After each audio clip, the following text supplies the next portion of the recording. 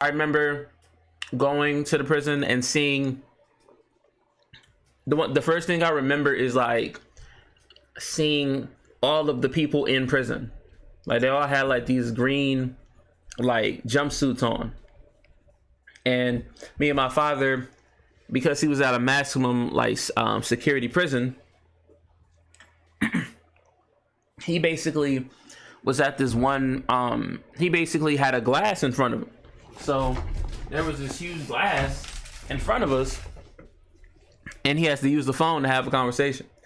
So, you know, he comes out and he a light-skinned dude with like good hair, and I remember he had these big glasses. Like I like the smaller glasses that you can see, but he had these huge like glasses that were like, I don't know, it looked like from the 70s or something. They were huge, but I remember they were yellow. I remember he was real proud about having these glasses. So he comes out, he sits down, he introduces himself.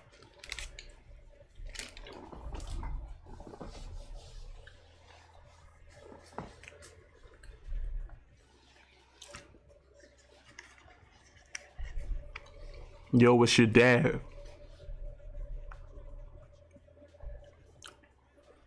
I've been missing you, son. Before we start this, we should start this off with a prayer. I don't know prayer, so I'll try to blah, blah, blah, blah, blah, blah, blah, blah. Right. He does that. Yeah, son. So how you been? How's life?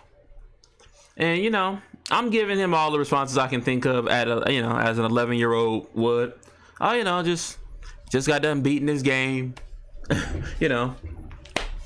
Going to school, going to sleep, eating food. Nothing out of ordinary.